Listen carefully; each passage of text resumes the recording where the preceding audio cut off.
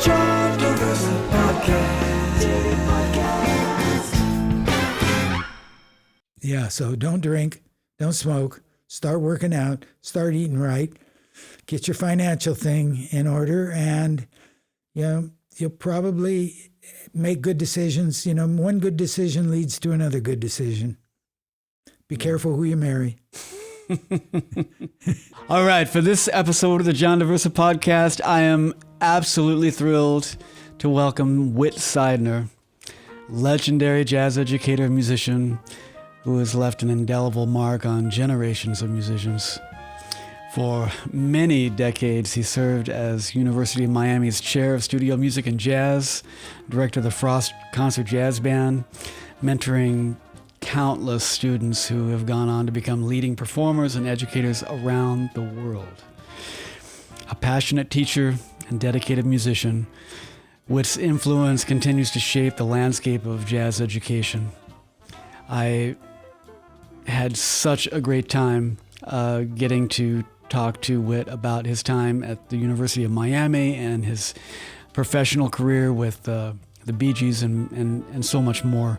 Here's our conversation.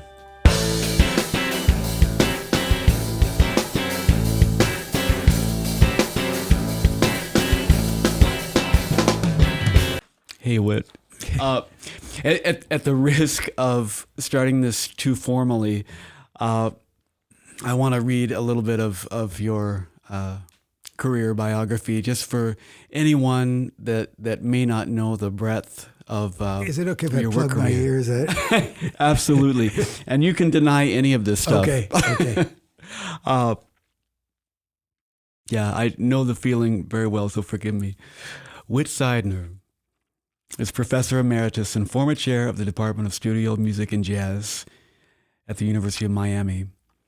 And until May 2013, and then I came in August of 2013, and I want to thank you for leaving this place as such a well-oiled machine that it is. Well, I'm sorry we didn't have a chance to overlap. Me too. They should put that in, that when there's a long-range change of leadership, that there'd be a year overlap. I like it. And by the way, we are sitting here in the Whit Sidener studio. Oh, glad it's not the Memorial Studio. Professor Sidener is a recipient of the IHAE Award for Outstanding Service to Jazz Education and the Philip Frost Award for Excellence in Teaching and Scholarship. And the reason why you're here this weekend is to receive a very prestigious award, the Frost School of Music's 2024 Distinguished Alumnus Award. May I just say that I'm glad they didn't check my academic record. I don't think that's a prerequisite. Yeah, it's not an issue. When under his direction, the Frost Concert Jazz Band recorded and toured extensively. And I want to hear about all those stories and tours. Appeared at numerous IAJE conferences and won countless Downbeat Student Recording Awards. You've recorded with such artists as Jose Feliciano, Aretha Franklin, Barbra Streisand, Diana Ross, Frankie Valli, Gloria Estefan, Luciano Pavarotti, to name a few. Performed live with Frank Sinatra, Tony Bennett, Judy Garland, Paul Anka, Johnny Mathis, Lou Rawls, Marlene Dietrich, Mel Torme, Rosemary Clooney, Sarah Vaughan, Dean Martin, Jerry Lewis, Barry Como, Sammy Davis Jr., and Ray Charles, and so many of my musical heroes that make us swing the way we do today. Yeah. They were just gigs back in my day. Yes, I understand, and you know, from your father. Yeah, exactly. Yeah, it's just what we did. But that energy goes in, right? Well, it goes into your psyche. It makes you who you are musically, for sure. One more paragraph. Okay. And then we're off and running. Okay. Whit Sidener played saxophones and flute on 9 platinum albums, 3 platinum singles, and 3 gold singles with the Bee Gees, Andy Gibb, and Casey and the Sunshine Band. And he appeared with the Bee Gees on 2 national tours and as a featured soloist with Bob James and the Around the Town tour. pretty cool. Well, everybody looks good on paper, I guess. Everybody looks good on paper. You know, one of my favorite little videos I saw of you when I came in, it was a piece that they had done on you fairly early on, I think, and it had your gold records on the wall. Oh, yeah.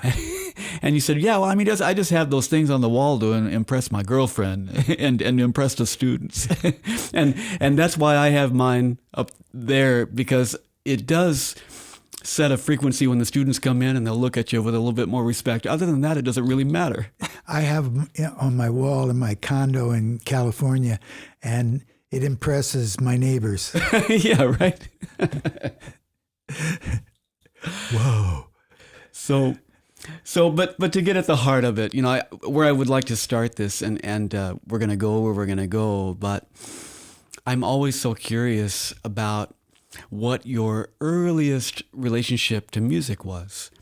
And you may go to those places, you know, what were your familial, societal influences? What were you listening to? What turned you on? But what was the relationship with music? Because, I mean, that took you to all these incredible experiences afterward. Well, like you, my father was a musician. My father was an amateur musician. Actually, he'd had a band during the Depression. And we could talk about this now. My grandfather, God rest his soul, was a bootlegger and made bootleg booze on his 50-acre farm in Van Wert, outside of Van Wert, Ohio. And my father would sell his booze out of the trunk of his car at his gigs, and actually did better selling my grandfather's booze than he did having his band that played the gigs. But that's... Did you witness this? Were you part of this? I was born after that happened. Okay. And so my father, there was always music around the house. And, you know, my parents had a big stack of 78s, and we had a phonograph, and they had everything from Count Basie to light classical music. And I just lived with those recordings from when I was a kid. And remember Count Basie, Open the Door, Richard, and I would sing along. And during the war, my mother and my aunt had a knack for singing harmony. And so they taught me to sing the melody. I had a good singing voice. They taught me to sing the melodies to Andrews Sisters tunes, and they would sing the two harmony parts. So we were the Andrews Sisters. Really? So you really started more like a singer? Oh, I did. And I had a beautiful voice and sang lead singing roles in church and at school until I turned about 14. And my voice changed, and I had a voice that sounds like this one, so there was no more singing, unless I wanted to sing like Louis Armstrong or something, I guess. And do you sing a little bit? I mean, it seems like your voice would be an incredible instrument. In the shower, the shower, only sing in the shower. But you could ask my wife. My wife is a singing teacher. Yes, so, indeed. Yeah. What was I saying about? Well. I also played clarinet starting in the 5th grade, and I could play songs off the radio on my clarinet. I didn't really take it serious at all. I was maybe 3rd chair in the junior high school band, went to high school, and was 2nd chair to my girlfriend, who was kind of got to me. She was better than me. And my band director, I could read pretty good and tongue real good. And my band director had a polka band. And the guy that played clarinet and alto in the polka band was an alcoholic. And so they'd played in the American Legion and the VFW Hall and some pretty rough places. But they just couldn't keep this guy anymore. They had to let him go. And my band director said, I have this kid that's in the band, and he could probably do the clarinet parts anyhow. And polka's clarinet was the most important part of it. So they gave me the gig, and I did okay on the clarinet parts, but I had to just lay out on the sax parts. And now around what if you don't mind saying, what year this would have been? 1957. Okay. 1957, a little 10 years more after the war. And was it common for polka bands to... Oh, in Indiana, yeah, like a lot of Polish people and German people that liked German band polka music, that was super big. Did all the dances, the ethnic dances, the white ethnic dances. Right. And so I did pretty good. And the guy said, well, you could have the gig. I think it paid like $9 a night to start, something like that. But my mom was working in the store. I had a single mom. My dad was off the scene by that time. And she was making $60 a week. So $9 extra, working 2 nights a week, an extra $18-20 was a big deal in our household. Yeah. So we found a friend that had an old Bundy Alto, and my mom advanced me $80 or $60, whatever it is, to buy this alto. And a clarinet teacher I had gave me an old mouthpiece and it's fixed me up with a reed, and I learned enough of that alto sax in a weekend to take it on the gig. And that faking my way through $50-$60 must have been a really big deal too. It was. Yeah, exactly. Yeah, but not like I don't know what thousands that those instruments cost today, but it was kind of a beat up sax, but pads covered and good enough. And So you spent a weekend with it and kind of figured out enough that I could fake my way through. I mean, I've been faking my way through the gigs my whole life until I kind of catch on. And I did good enough that they didn't get rid of me and they were happy I didn't drink. And I went along, for quite a while on that gig till I got a little better and got a better sax and a better clarinet and went to a better band. And that band was the local band directors around town. And we played the circus and the ice show and all that automobile show that came into Fort Wayne, the Coliseum there. And that was another level of experience that I got. When I got out of college, or when I got out of high school, I went to Indiana for a semester and I got mono and had to go home. So I remember that story, yeah. And I stayed at my mother's house and I was flipping out, trying to get out of there. And so the Michigan State was on the quarter system. So I went up to Michigan State for a quarter. And at the end of the quarter, a friend of mine was on the Tommy Dorsey band, led by Sam Donahue, which was a great band. Had a lot of Ziggy Elman and Charlie Shavers and a lot of Bob McCoy and a lot of great players from that era, Ray Davis. And so that's Tommy Dorsey Orchestra in the late 50s. This would have been about 1962 because I graduated high school in 61. And they said, well, we'll get this kid. He can come on and fill in until they had an alto player that was also an alcoholic, and they had to fire him. And he was a great player, and I'm not going to mention his name because you might actually even know his name.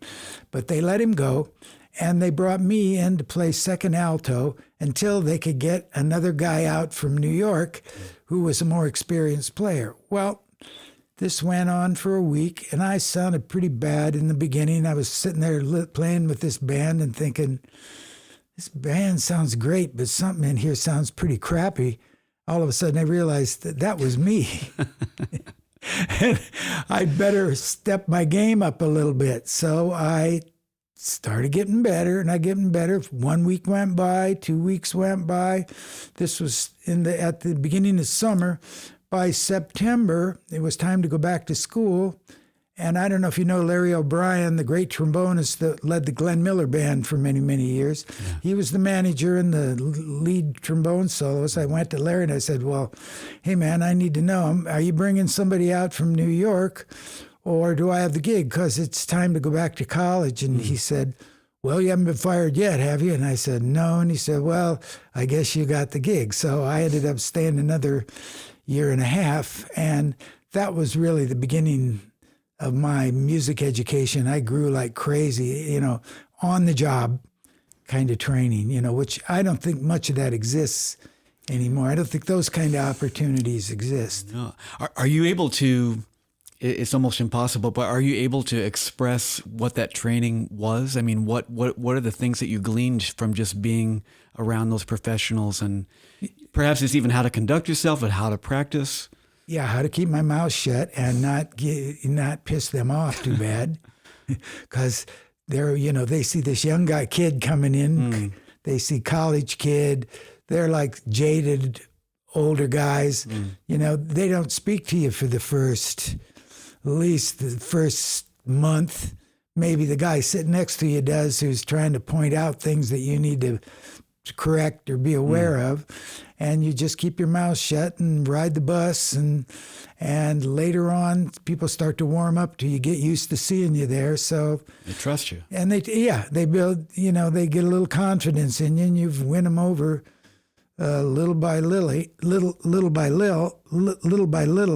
and that's really kind of what happened. And you're just sitting there listening to these great players night after night after night. I have a tendency to move toward the players that did when I was playing, the players I was playing with. If I were playing with great players, I would start to sound pretty good. If I'm playing with crappy players, I start to sound kind of crappy. That's a really important insight. Yeah, you need to be like Stan Getz said, you need to play with people that are better than you if you want to get good. And when you were touring, were you also collaborating with other bands of the day? Would you play festivals where you would get to hear other bands or other artists? For not too much, because there were bands, but they were all kind of doing a circuit, like you would. I see. Like you'd play Elitch Gardens in Denver, and another band would come in and play there.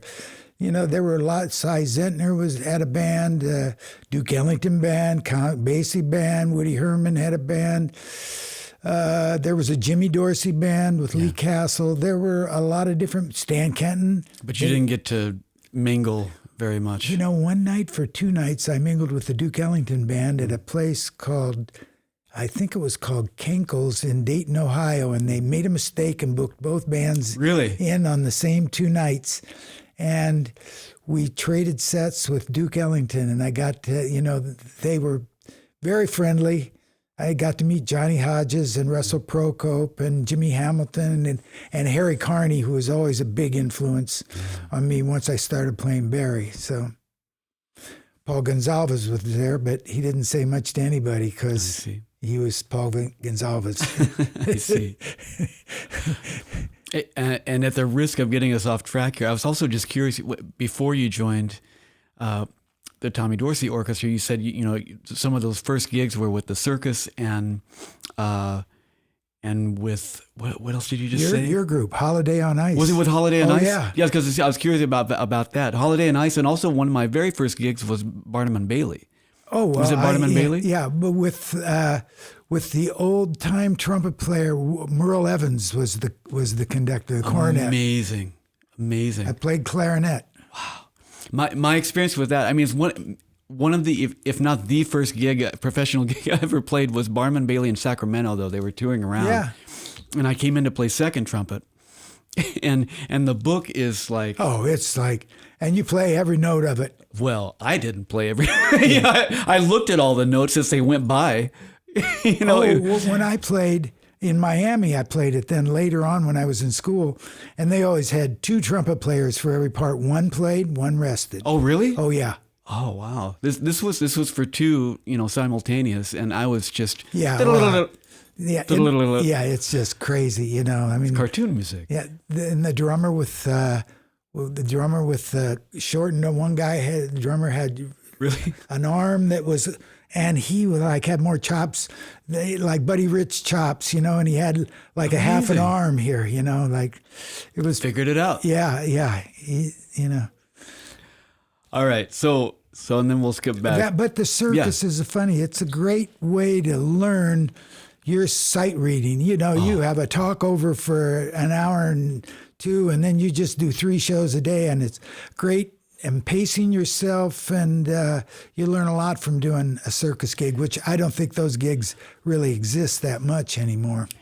It probably goes for anything, but I mean, you can't learn how to read without just reading and without having the pressure on. Yeah, too. and those little marches that are like this, and they're just like, and everything's in one. Yeah. It's not in two. It's rum, rum, rum, rum. You know, I mean, they fly it's by not just at 100 in one, miles it's in an pages. hour. Yeah. Page. I know. Absolutely. But the fact that the pressure's on, you know, like the red light in a sense is on, and you learn how to do it. Yeah. No. There. Yeah. Yeah, and that's amazing about Holiday on Ice too, because I did those 3 years in Europe after. Absolutely, yeah. Benny Stabler, that was the conductor of Holiday on Ice. Oh, really? Really good trumpet player. He played on Woody's band, but he was and everything was. It's the first time I ever heard everything on tape. They had a live band, but everything, and then they had strings and. Excuse me, avid voices and stuff on the tape. This was in the early 60s. This was way ahead of its time.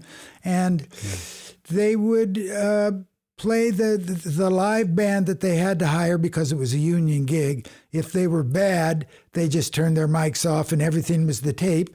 If they sounded good, they would turn them up and turn the tape down. But everything you did was with a track. The first time I actually ever played with a track. But now tell us about that, because about the union stipulation where that you had to hire local folks along with the people that were traveling, right? Oh, well, everything I did in my life was, I joined the union when I was 15, and with that polka band, every note I played was unionized until I think in the very early 80s, about the time Ron Reagan nailed the air traffic controllers, and the union, we got away from the right to work state in Florida, and the unions kind of went down.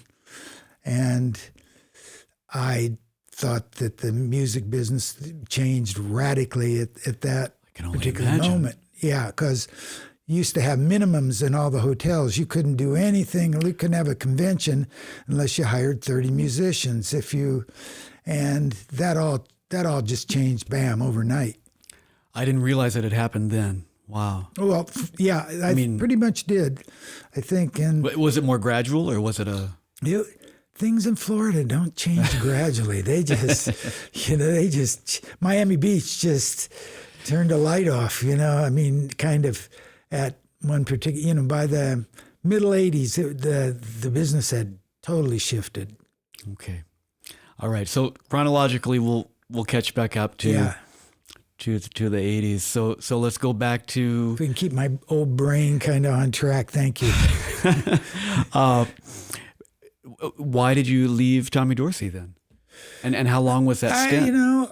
I just kind of knew. We were about halfway through my time there, they switched over to doing a show. And Frank Sinatra Jr. came on, and the Pied Pipers, they had a professional Pied Piper, some of the originals. And we started playing Lake Tahoe for 6 weeks, Las Vegas for 6 weeks. And that was pretty cool because the scale went way up. I mean, Tino Barzi, I don't know if you've heard of him. He was the manager. I learned a lot from Tino about the music business. But, we had a little confrontation with Tino, and he had to come up with the Vegas scale when we were playing in Vegas. He couldn't pay us it was... Well, one of my favorite movies is Moneyball, and Tino was definitely playing Moneyball with you get a couple of inexperienced guys who can pay a little less, then we can get a superstar trumpet player. It's like, I don't know if you know that movie, Moneyball, about baseball. Yeah. It's the same kind of thing. And so we were the younger guy. There were several of us younger guys. I aced a couple other guys on there by this time, and they were all really good players, but they were trying to pay us less, and we made him pay us the Vegas scale, which went from maybe $150 a week to $190 a week, which was a nice jump in pay. So it was good, and I was stashing money away, but by the time I did the Flamingo Hotel for the second 6 weeks, I was getting kind of bored. I'd switched over to baritone by this time and was interested in playing baritone. And it was a very smart move on my part because I did very well playing baritone when there were a million alto players that were as good or better than I was. There weren't that many really good baritone players at that time, so it enhanced my employment. But it came around to that September again, and I figured if I'm ever going to go back to college, I better go now or I will be just too old to get back into being a sophomore in college again. Why was that important to you to go back to college? Because my mom wanted me to go to college. That was her dream, that I had to go to college, and my mom was very important to me. I didn't want my mom to be ashamed of me. And she didn't understand being on the road with the band. She came to Vegas once and saw the band and was impressed with that. And I kind of knew that, I saw a lot of older guys, and I knew that probably wasn't going to be available. The times were shifting. I knew that part of the business just instinctively probably wasn't going to go on forever, and we know that it didn't. And so I went back to Indiana, which was a great move on my part. It was a very smart move. And I got with my first serious girlfriend, which wasn't such a smart move, but it worked out good for me anyhow, I know, when I decided to come back to school, that feeling was that I knew why I was coming back. I came with more purpose, and that gave me the purpose to go through some of the stuff I didn't want to do. I knew I was doing it to get I didn't somewhere. want to do any of it. Yeah. I mean, but did you have, you knew you were doing it for your mom, even if it was just that much, you knew why you were there. And then I also knew that, my plan was I'll become a junior high band director. Right. And probably going to get married and have a family, and I'll be a junior high band director, and that will... Nothing wrong with being a junior high band director. I knew I didn't really want to be a high school band director because I didn't want to hassle with marching band and all that kind of stuff. And got it. I kind of liked social study. I figured I could be a social study teacher. I had a little bit of math. Maybe I could be a math teacher and teach band, and had 2 or 3 plans going. Were you open to living anywhere if that happened? But I was pretty firmly thought I'd stay in Indiana. Okay. And then that all changed. Tell me about that. Well, I went back to Indiana. I met Jerry Coker, who was a grad student there at that time. And I'd known from the first time I was there, I knew a bunch of guys from there. Jamey Aebersold was very influential to me, and a couple other guys, Jerry Green and Gary Campbell. Gary Campbell. We were all in school there at the same time. Of course. And Jerry Coker was very influential. He encouraged me. I was interested in arranging and writing, and he encouraged me and played my arrangements. And we had Randy Brecker was a student there. I met Randy, lifelong friend, and I admire him and his brother so much.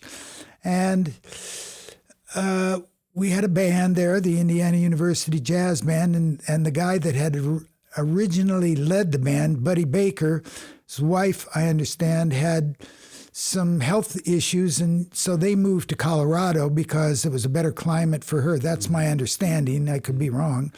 And so he left, and Jerry was a TA, my understanding is, and he took over the jazz band, and we went to Notre Dame, played at the Notre Dame Jazz Festival, and blew everybody away. And we were offered a State Department tour of the Middle East. So that band in the spring of 1965 for 5 months, we went to Syria, Lebanon, Greece, Turkey, Egypt, Iraq, Iran, Jordan, you name it, all the hot spots of today, from doing concert every day or every other day, it was tough, but it was the experience of a lifetime. And one time we were in a hotel in Cairo. I remember it was like yesterday, and Gary Campbell and I were in a room with Jerry Coker, and Jerry said, well, I just got a letter from an old friend of mine, Bill Lee, who has taken a job as the dean of the School of Music at the University of Miami, and I'm going to become the director of jazz. I mean, they were playing Moneyball with him because I think they offered him like $2,000 or something to, with a promise of, but there's employment in the area, so you can work in the area and teach at the school. And he said, are you guys have any interest in switching and going to school there? And I said, I do, because I don't have anything going really in Indiana there, and I was broke, had very little money left for my Tommy Dorsey money. I'd gone through it by that time. And so I wrote a letter to Bill Lee, and he offered me a half scholarship, which I think tuition was $900, which seemed like all the money in the world to me. But he offered me $450 in scholarship, and on a wing and a prayer, I took it. And my girlfriend and I, she had a son by another marriage. She's a little older than I was. And just to keep you from doing the math, she was actually pregnant with my son at the time, and we weren't married, and my mother was freaking out. So we'll get out of Indiana and we'll go to Florida. And so we worked a gig the summer before in Columbus,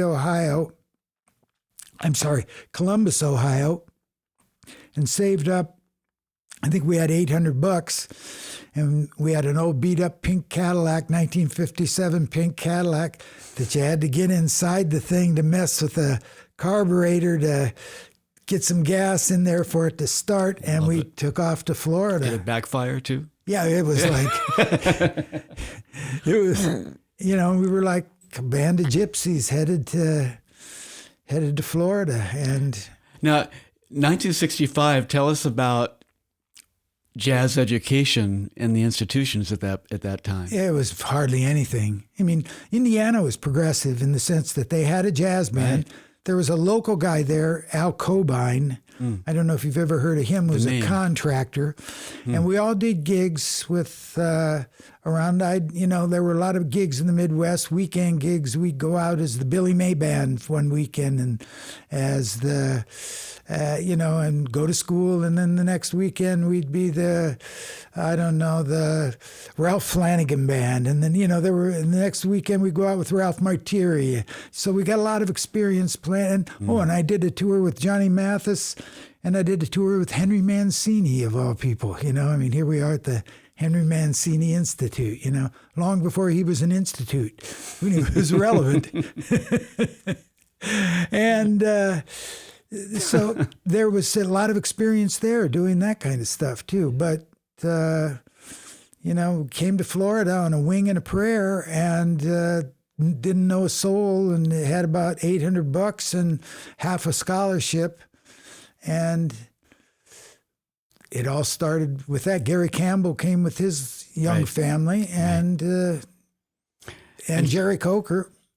And so, what did you all find here in term at the university itself? What was here? What was the vibe? Well, it was starting to come back a little bit. The great hero of this university, School of Music, besides Bill Lee, is Henry King Stanford. I hope that people don't forget his name. He was the great president in very crazy times, the 1960s, and a lovely man. I think he was the only president that actually knew my name and knew what president of the university here. Yeah, knew what I did, and appreciated what I did.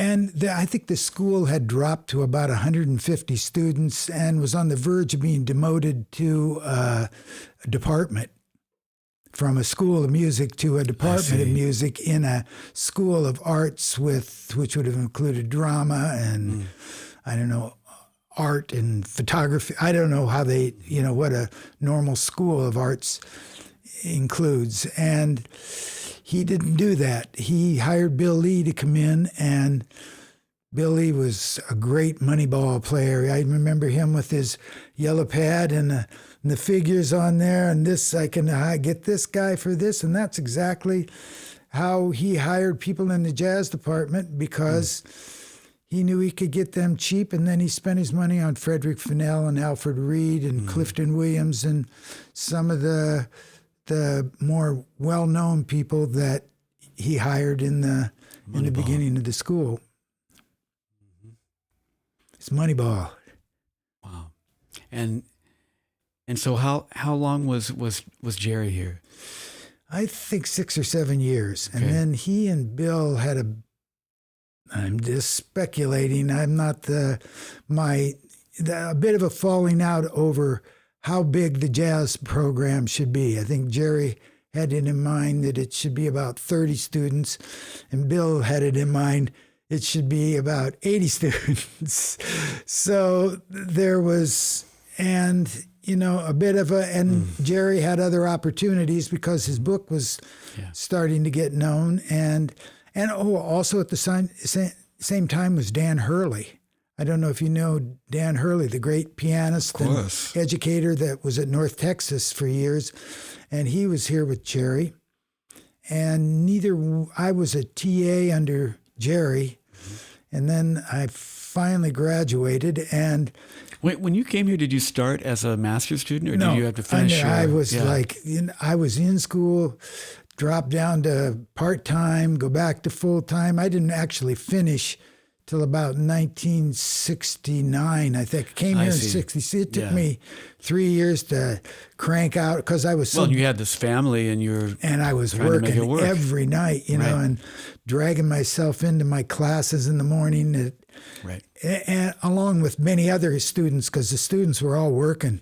Any student that could play was busy working on Miami Beach, and there were, I don't know, I bet there were 500 or 1,000 musicians working over there on a given night during the season. Every big hotel had an orchestra with a big show, and it's hard to even imagine. Yeah, it's hard to imagine. Yeah, all under a union contract. Right. Yeah, all recordings under a union contract. TV shows were from Miami Beach. Jackie Gleason had his big show there with a 30-piece orchestra. Many of the faculty here were doing the Jackie Gleason show. I remember Fred Wickstrom, the percussionist. The show would open up with the timpani player. That was Fred. Of course. Yeah. Of course. Yeah, so you had to navigate work and getting the degree. Absolutely. Yeah, I mean, you must have done some of that in L.A. at the time, and you're like trying to study. I mean, the first year I was here, in the spring of 1967, I was working first job I had was in Fort Lauderdale at a place called the Chateau Madrid, which was like, they were all owned by people I see. They were owned by those people, but they treated us well. We were paid well. It was all under a union contract. They had a lot of acts that didn't play Miami Beach. They had Mel Torme. They had Rosemary Clooney, acts that didn't play there so much during the 60s on the Miami Beach circuit. Buddy Greco, great jazz acts. I met Louis Armstrong. That's another whole story I have about meeting Louis Armstrong at that place. And it was a steady gig. It paid pretty good, but I was offered a gig at the Fontainebleau, which paid a lot more, and it was closer to home. So I took that job and ended up working there for a year, and I worked there for almost 10 years as a leader later on. And first year I was there, we did Frank Sinatra for 6 weeks, 2 shows a night. Wow. 5 nights a week, because he didn't want to work 2 nights. He went out. He was making a movie. He made the movie Lady in Cement, and what was the other one? I forget that. I saw them both on Netflix, or maybe they're on Amazon Prime. They filmed them here in Miami. Yeah, filmed them here in Miami. I was in as an extra in the first one. I forget what the first one was called. Lady in Cement was the second one. Okay. We can find that out. Detective shows, you know. And I'm in one scene in the Gigi room at the Fontainebleau playing in the band. Awesome. Did you get to interact with him at all over 6 weeks? Other than I was sitting on the end, so when he came out to go on stage, he'd go like this and look at me and say, "How'd my tie look?" And I'd say, "Good, Frank." And he kind of knew me from the Sam Donahue, Tommy Dorsey band, because I knew Frank Jr. And we were friends on the Tommy Dorsey. We were about the same age, So, and Frank Jr. had been on the singer on the band, the second part of my stay on that band. He was cutting his teeth too. He was learning a lot. And, he was like me. He was a beginner that thought they knew more than they did. But, in the end, he turned out to be quite a great singer. And he was conducting for his dad the last Frank Sinatra tour I did, and was a great conductor and handled the band really well. And he handled his father really well too, So he was the anchor that held the whole thing together. Quite a guy. A few storylines coming together there. I have to take you back to Louis Armstrong, though. Can you tell us the Louis Armstrong story? I guess they can't put me in jail now. Can they? I'll tell you. How many people watch this podcast? Well, a lot now. I was playing there. Louis Armstrong came in. He had an all-star band of Trummy Young and Buster Bailey and that little Hawaiian guy, Danny. I forget Danny's last name. He was a great drummer. He was the drummer, and Milt Hinton was on bass and Marty Napoleon on piano. And Louis had just had a big hit on Hello, Dolly. So he was riding high again and doing great business. That's late 60s. Yeah. No, this would have been the fall of 66. Okay. Well, that's earlier than I thought. Yeah. So I'm not sure about the Hello Dolly thing, but he had that band, and that's when this would have been, because I left and went to the Fontainebleau in 67. Louis came in, and I'm walking backstage, and I walk by his studio, his dressing room, and he's sitting in there, and I smell like this, and I look over, and Louis says to me, "Hey, Pops, you want some of this?" And I said, "Hey, Louis, how you doing? Oh, man, you sound great. I was just digging your band." And he says, "Yeah, thank you." And so I went back to school the next day and saw a kid I knew and made a purchase, who went over to the dorm, and I took it back and gave it to Louis, and we became fast friends. And he invited me over to a condo where he was staying on A1A, and his wife cooked up food, and all the cats were hanging there, and he was like a best friend for the rest of those 10-day run. Sadly, I never saw him again, but it was my interaction with Louis Armstrong.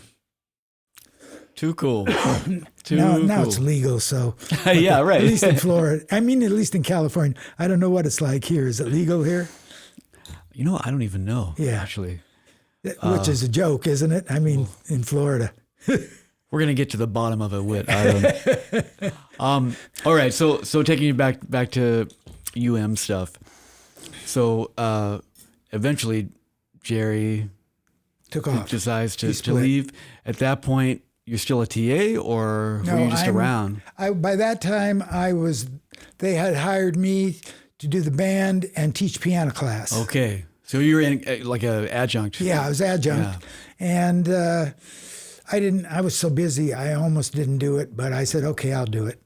So you were teaching some piano, leading the big band? Yeah, because nobody wanted to do big band. Gerry had really? it. Yeah, a big band's a pain in the ass, I figure on my tombstone they can put, "Finally, no more big bands." A little bit of truth in there. Yeah. So, what Quincy Jones said, I saw this interview, he said the only time he ever was thinking about committing suicide was when he had his big band in Europe and that whole thing, so... a lot of stress. Yeah. A lot of folks. Yeah. A lot of issues to iron. And I say I put a lot of stress on myself about it. I made the job harder than it needed to be, but that's my nature, so. But you demanded excellence, right? Yeah. Well, my version of it. So, but whatever. We all have our version of it. Yeah. True. anyhow, Gerry left, and Bill Lee, with his, probably saw an opportunity to save a few bucks, and so he hired me and a guy named Cy Yates, who was a trombone player and had been a lieutenant in Vietnam, and he was in the Marines. Great guy. I'm in touch with him. He lives up in Maine. And he was going to take care of all the business part of it, and I was going to do the curriculum and the blah, and I was going to lead the band and help make decisions about recruiting and everything, the musical part of it. Yeah. And so I kind of always had that. I mean, when Cy left, I can't remember why he left, for make more money, because we weren't making that. I mean, Bill Lee, when I went in and he said, well, you want to do the job? He said, well, we'll try you out and see how it works out. He said, I can pay you half a salary. You need to make half the salary on the outside, and you could make a half a salary here. Well, I didn't tell him how much I was making on the outside. So the half a salary was just supplemental to the salary I was making on the outside. I was leading the band at the Fountain at that time in the Boom Boom Room, which is another whole story. So I just started doing it, and, he didn't fire me. And one day, I was in theory comp. There was no jazz department. I was tenured in theory comp. I joke about it. I was the dark side of theory comp, I think I did them some good, but I think they were happy to get rid of me. And when we departmentalized, and so that's just kind of where it just went along. He tried a couple of things. One year, we had Gerry Mulligan here for the better part of a year. After Gerry left, and that was, I loved Gerry. We got along great. I learned a lot of stuff from him. Phenomenal musician. And knew so much stuff about things other than just music. He knew about drama and act. He was a real prodigy in so many ways, and a genius, absolute genius. And I learned a lot about. You can go back and listen to his concert jazz band albums and his recordings with, Gerry was just an incredible person, but I didn't think he felt he had time to do it anymore after that. I think he was here a little, not quite a year, like maybe a little over a semester, something like that. I see. Did concerts with the band. Did some concerts with the band, and he did concerts with the second band. It was very good time he was here. So, I'm thinking about all of the human beings that you've interacted with just through the university, all the students, all the faculty, all the guest artists that have come through here. And I hope that, and I know that a lot of them are going to be able to watch this interview and kind of interact with you after perhaps not having heard from you or seen you in a little bit. And surprised I'm still on the planet. Hello, I'm you still are here. Very much still on the planet. And I'll share with you, there's an aura about what you've created here at this university that I got to step into, and that was of this unceasingly consistent seeking of excellence, and there was no compromise. And what I'm trying to always kind of glean from, and I take to heart what you said. I wish we could have overlapped for a year or so too, because I think that would have been just an amazing experience. It would have been good for both of us. But what I have understood is that one of your objectives was to make sure that all these students that came through here were going to be ready to work.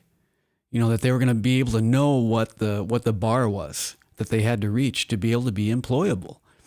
And if they didn't, then they were going to know about it. And then you were also just so incredibly proactive about creating these experiences for them to see what that is, to bring in all these guest artists, which I'm sure especially at that time, you were having to fight all the time about getting the budget to bring these people in to create these experiences. So I would love to hear some of those interactive stories and what you had to do to create this culture that you created here. I don't know. I just kind of did. We are what we are, right? What are you? I don't know. Some people would like to chime in on that, I'm sure. It goes back to I came through teachers that were old school and didn't cut you a lot of slack. That was one thing. From my clarinet teacher when I was in high school to my band directors, everybody was pretty much, wanted you to come up to I think I was very lucky. I went to public schools in Indiana, and music was a big deal in northern Indiana. All the band instruments were made within 50 miles of my house. That's right. There was, you wanted a new saxophone, you could drive up to Selmer and pick one out of 50. You wanted to go to Con and get in their little buggy room and try out a bunch of trumpets, and they were happy to have you come up there. And we always tried to come up to the Elkhart band, because the Elkhart band was the band to beat. They had all the equipment in there, that was the industry in Elkhart. And my high school had some great musicians. I got very interested in playing flute later. And my dear friend from high school, Richard Graff, was in the Chicago Symphony for 50 years. So I grew up with a guy that from the time we were in junior high sounded like a total mother on, oh, damn, I just like to sound like that. And then when I was in high school and playing the circus, I played with some really good players that were band directors around town. And then when I was with Tommy Dorsey, I remember one time for a week, Ray Davis, the lead trumpet player, had to go to, I was thinking of you, went to the dentist this morning. He had to have dental work done. We were in Vegas. So his sub was Conrad Gazzo. For a week, I listened to Conrad Gazzo play the lead trumpet part on the Tommy Dorsey book. And actually, he didn't sound that much different than Ray Davis did, who was the regular lead trumpet who sounded like that. And I always had that sound in my head, a little old school, but that beautiful tone that's, what the trumpet's supposed to sound like. And you try to get your students to come up to that. Sometimes you overkill. I don't think it's any different than sports team or anything else. It's sometimes you go too far, sometimes you go, but I don't think I ever didn't go far enough. That's for sure. I played Moneyball with a yellow pad. I learned from Bill Lee that what do? You go let's see. Here's the people we had on scholarship last year, and they're graduating, graduate students in particular. I had this tuition remission for this guy, so I need to replace him. And I would try to find somebody and I'd call people on the phone. Hey, do you know a kid graduating from college that's really good? And I had some really good lead trumpet players come in from all over that I recruited from Indiana, or couple from Eastman, and some from North Texas, and various people, a jazz trumpet player from here, from there. That I got a tuition remission. I don't even know if they do tuition remissions anymore. If not an assistantship, just the tuition. We'll cover your tuition, and you can work in the area. And it just was kind of And later on, when Dante led the band, I kind of considered myself the Pat Riley in the front office, I'll get the personnel together and you teach them. And it seemed to work out okay. So, here's the deeper question is, why was this important for you? You went the extra 1,000 miles. If I had to listen to it, I didn't want to listen to something that sounded like shit. I couldn't stand it. It's like stereo, like you want to have decent speakers in your stereo because you want it to sound good. I got to come there 2 hours a day, 5 days a week and listen, or 4 days a week and listen to it. I don't want to I don't want to go when I hear it. It's just that. It's as simple as that. It's totally selfish. But it's not though. It goes both ways, right? They serve each other. Yeah, but I mean, it's just, once you get used to hearing something at a certain level, you don't want to hear it. You can't stand it. If it's out of tune, it's going to bug you. If it's got lame time, it's going to bug you. If they don't, if nobody cares, it's going to bug you. Yeah. So. Yes. Thank you for saying that. And how, so you were doing that from leading the band from late 60s, right? No, 1972 I started doing the band, and I finished in 2002, I think. And even it's still chairing the department though until 2013. Yeah. I mean, tell me about some of the changes that you saw in the university, in the students, and what you had to navigate. What were those evolutions that you had to navigate?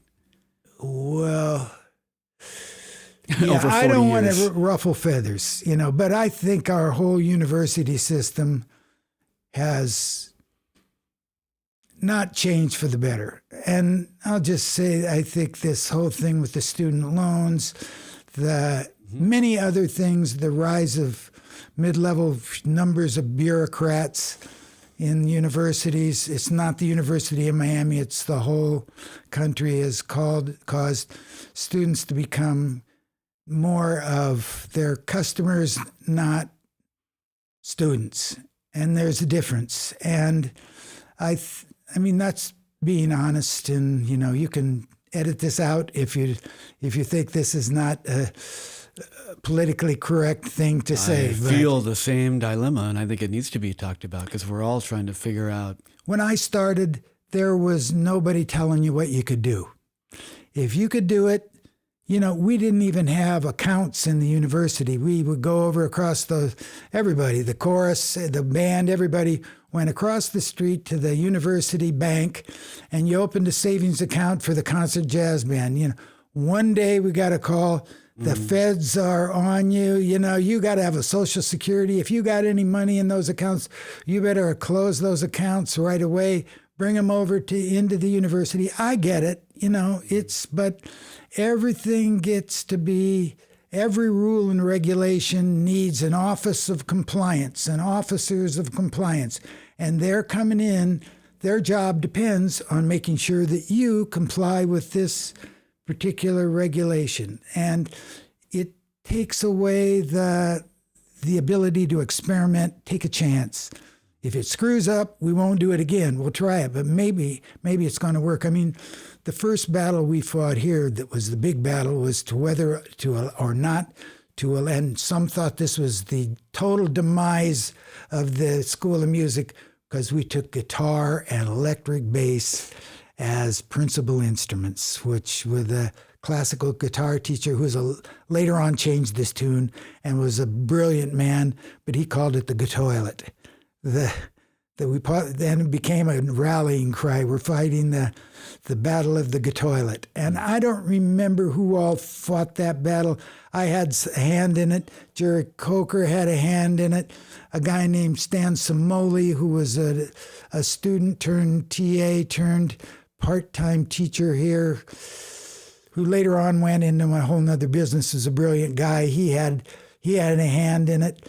Bill Lee was for it. Anything that was going to help bring students into the university and open up another area. And I know there were a lot of schools that didn't even mess with the Gatoilet for many, many years after we opened up I think Indiana now has a major in electric guitar, the school we came from, who prided itself in a lot of ways on thinking they were the father of, because of the people that came here to the university from Indiana. But still, they didn't catch up to having the guitar as a principal instrument, the electric guitar, till many years after we did.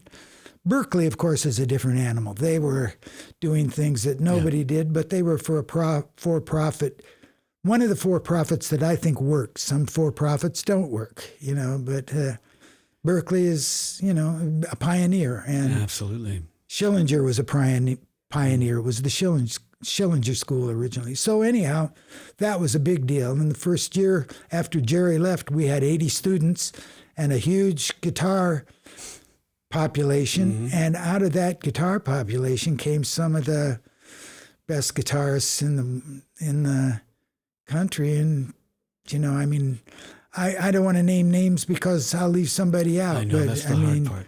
Pat Metheny, we can at least name his name because everybody knows it, came here I think he came when Gerry was still here. I know he did. And Dan Hurley and Gerry helped recruit him here. I think maybe Dan Hurley did. And, but by that time, we had worked out a deal where if they passed the Carcassi studies in classical guitar, they could start to major in jazz guitar. Interesting. I don't even know what that is, but that was I still remember what Jumped over the hoop. Yeah, it was the hoop that got us. The hoop. That got it. Now I don't think they do that. Hey, maybe it was a good idea, and maybe they shouldn't. Maybe I never heard anybody complain about it.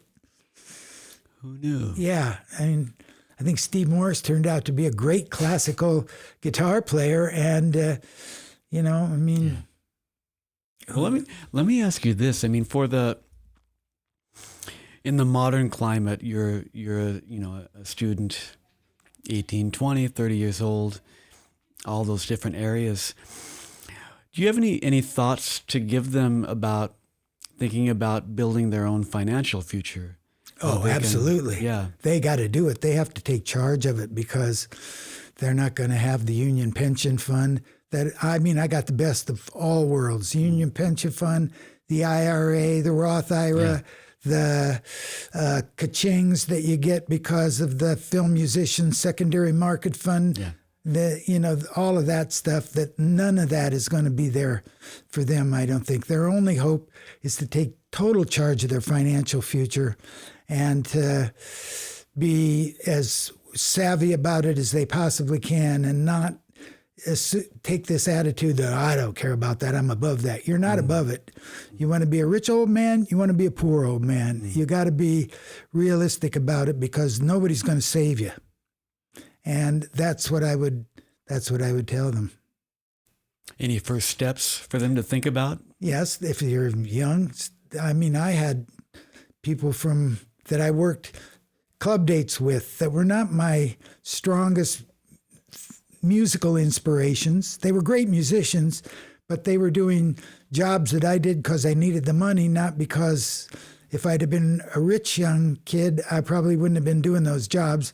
I'd have been staying home and listening to my records and just living the good life. But I was playing in society bands, learning that, which was not easy. It was another whole side of the business that I had to learn, where you'd have a whole big band playing in harmony, sounding like a big band with no music for a whole hour, with Lester Lannon or Meyer Davis or many, many other leaders doing that kind of music. Not that easy to do. I challenge any young player to go on one of those jobs and not have a strong learning curve until they fall into that.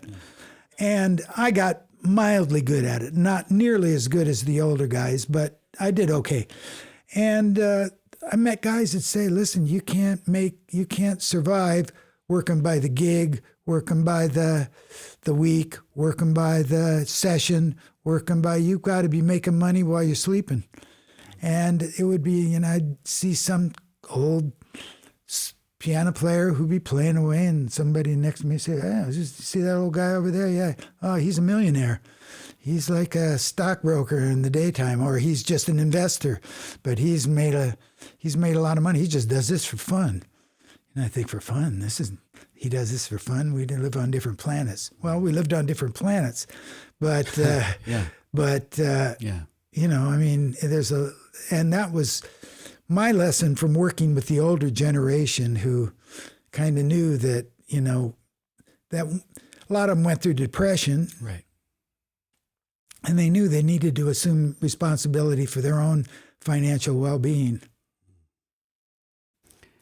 And that's taking control and power over your own financial autonomy? And what about taking control of your health? Because I know, I think sharing some of your routine and dedication to taking care of your health might inspire some other people to do the same. Well, I didn't take care of my health till I got into my late, I watch these guys on TV called the Money Guys. They're these two kind of slightly corny guys that are from Nashville, but they're really good. They give great advice. I suggest their podcast to anybody. Take a look at it, and you'll like them. They're very likable. Mention their name one more time. The Money Guys. Yeah. You'll find their podcast, and I kind of got off track. Can you get me back on? Oh, I was talking about your health routine. Oh, my health routine. Oh, well, in my 40s, my late 30s, I was getting my second divorce. So you start out, getting fairly wiped out again financially from divorces. So, be careful that nothing against my first two wives. Both were lovely people, but it didn't work out. I was, living the life day and night, and probably not the greatest shake's husband. And anyhow, was not in the greatest physical condition. I wasn't ill because I was not at the age where I was, still living on youthful power. But I met my third wife, Esther Jane. I'm sorry, my third wife, Roseanne. Esther Jane is my fourth wife. And Roseanne said, well, we could probably make a go of this, but she didn't want to be married to a fat old man. And it kicked my ass. I thought, I could see that. And for Christmas, she gave me a membership to the old Body Works over here that's not there anymore. It was at the Sunset and US 1 and up over a restaurant there. And I started going there and started working out. And I started running. We were on tour with the CJB in the summer of 1982, and a couple of guys in the band were runners, and I started running a little bit, 15, didn't even know how, screwing up my ankles, had the wrong shoes, running. Then I started running a half hour. Then I went to a university retreat and met David. I can't think of David's name. He just died. He was the graduate dean at the time. And he was a runner, and so I started running with him, and he was running hours, getting ready for a marathon. So I thought, well, I've been running 20 minutes. I'd see if I can do an hour. I started running hours with him, and I ran an hour then every day from the time I was 40-ish till I was turned 70, and then I started walking. Kind of lost my ability to run. Something kind of kicked in at 70, but all through my 60s, I ran an hour every morning. Started going to a gym, got a trainer over at the Biltmore. George, I was looking for George this morning. He's not there anymore. I missed him.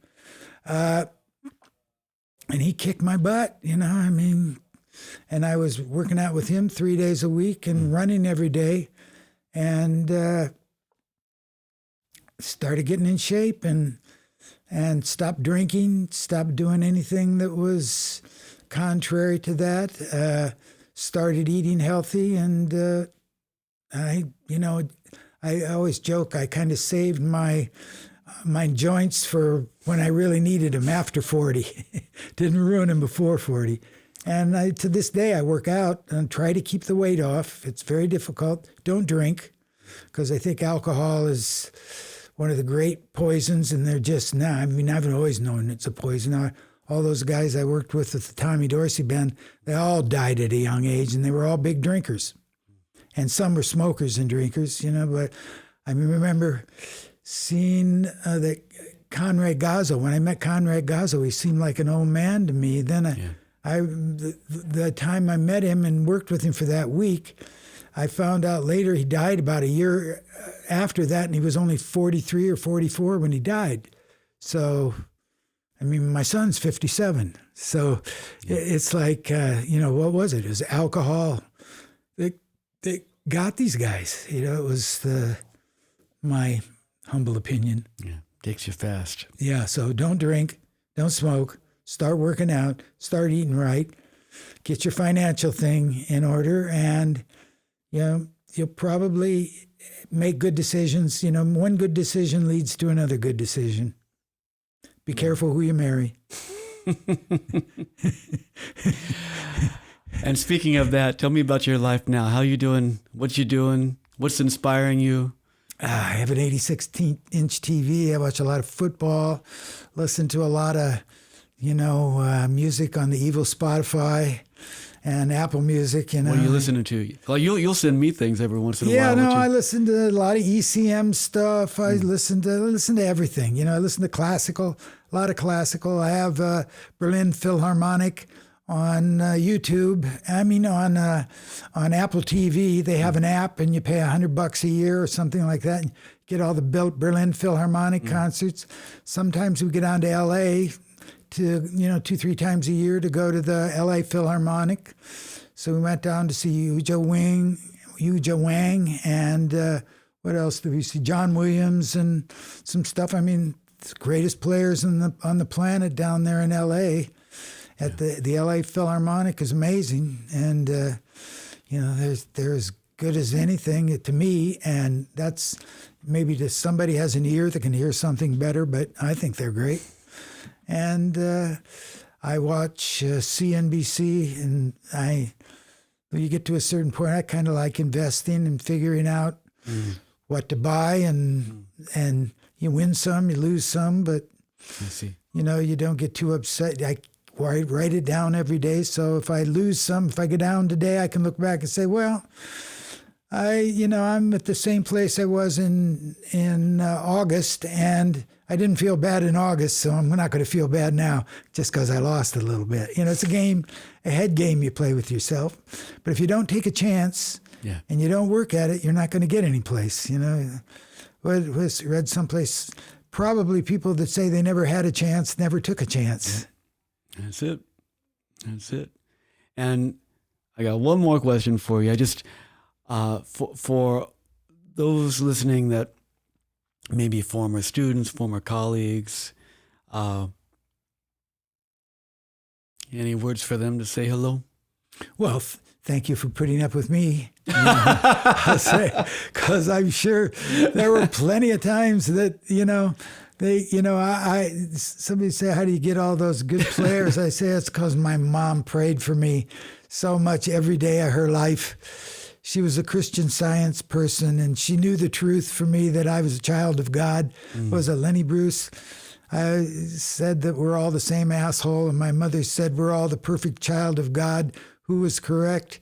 I think they were both correct, so, and my mom, I remember one time I was on tour in Europe with the band, and I think the whole trumpet section was mad at me, and they were going to quit, and they were all going to quit the next year, and blah, blah, blah. Somebody told me that, and I said a little prayer, and the next year I had the best trumpet section I ever had. So,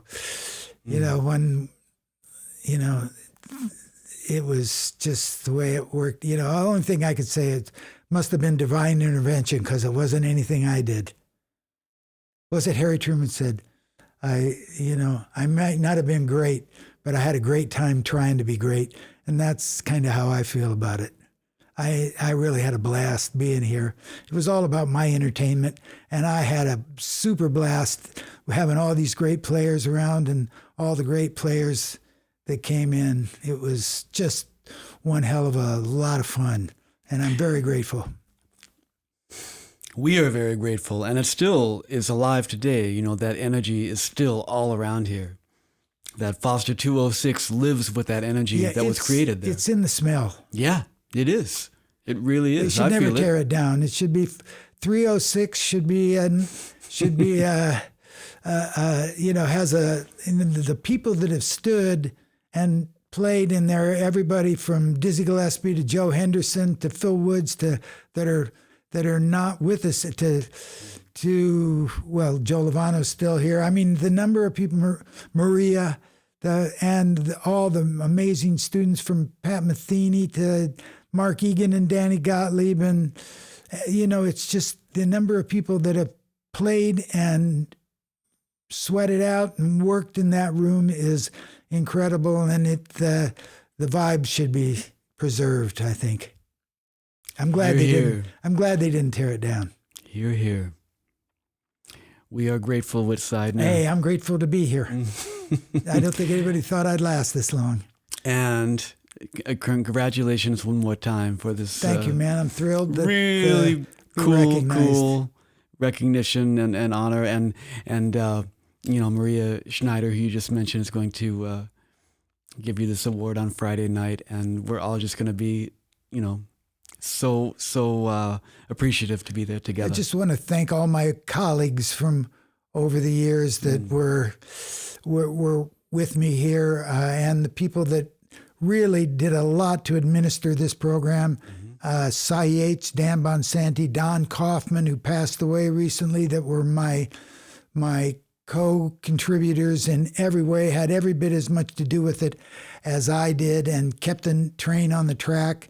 Yes. And the three great deans that I worked with, Shelley Berg, Bill Hipp, who was amazing, and the great Bill Lee, and of course Henry King Stanford, who we all should be grateful to for having the vision to put all this in motion. Yes. And even, they're the colleagues that I got to overlap with. Gary Keller, who'll be there Friday night. And Dante Luciani, Gary Lindsay. Chuck Bergeron. Ron Miller, who we all owe for the incredible musical influence that he gave us all. In fact, they had that thing called Whitstock. I hope they have one called Ron Stock. Yes. Ron Miller Stock. Yes. Should be a great celebration of his music, because Bobby Meyer, I don't know if people remember, Vince Maggio, who left us recently, whose imprint is all over the place, on so many. Randall Dollahan, Ira Sullivan, who was here in spirit and in the early years here so much. I mean, and I know I left somebody out. I'm sorry. There are even your former students that are now teaching here. Yeah. Kate Reed. Yep. John Actually, Hart. Yeah. Oh, Larry Lappin. Oh, I hope you have Larry Lappin on the podcast sometime. Absolutely. We have to do Ron Miller stock. Absolutely. And we need Larry Lappin on this podcast for sure. Because Larry Lappin was a true pioneer in the jazz vocal thing. Yes, absolutely. Who else do I need to have on this podcast, Whit? Well, if you could get him to talk, Ron Miller would be amazing too, because he knows a lot of stuff and interacted in a whole level of things in Miami that even before I did. Gary Lindsay goes way back. Gary Keller goes back as a student, and Gary Lindsay were both students, and have a perspective. There's plenty of fodder for good thoughts about the Frost School. Thank you. Thank you, John.